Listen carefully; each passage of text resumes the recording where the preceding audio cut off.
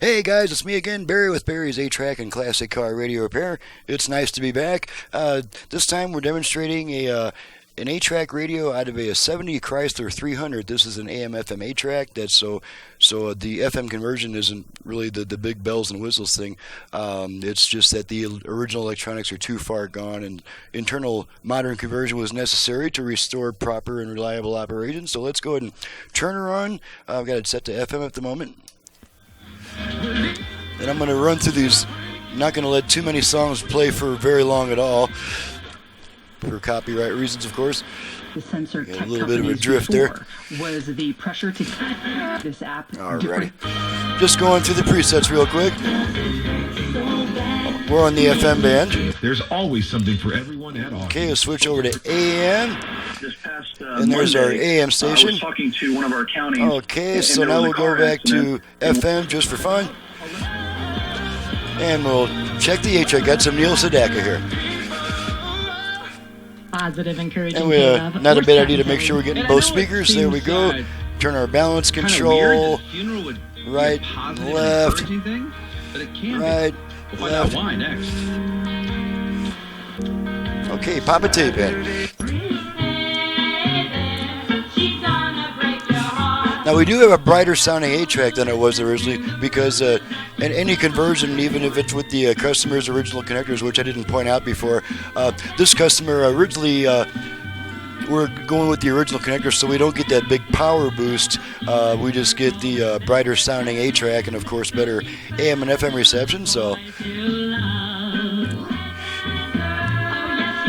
there's that. Alright, I'm just gonna change tracks once, a couple times.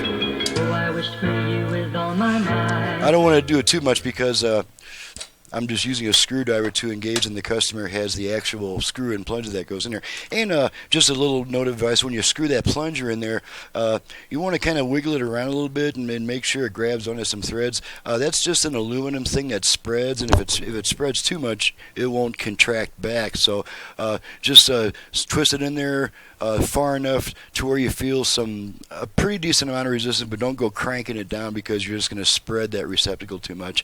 So just crank it till you feel some resistance, maybe another turn or two, and then just make sure you can push and pull that plunger properly, and you don't want to go any tighter than that. So that's it for this unit here. This comes from Andy in Warminster, Pennsylvania. And as I mentioned before, it's out of a 1970 Chrysler 300. Thank you very much, Andy, for your business from Pennsylvania.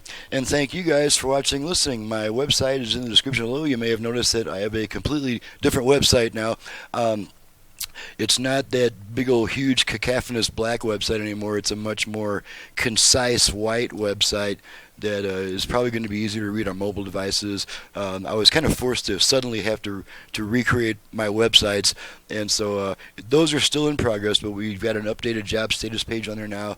I've got all my current prices and options, got a work order up there, so it's fully functional again. And in a future video, I'll explain how to get to the old site if you prefer that, for all the enthusiast type information it has. So my website is in the description below. My phone number is 928-533-9666. Thanks so much for watching and listening, and we'll see you guys next time.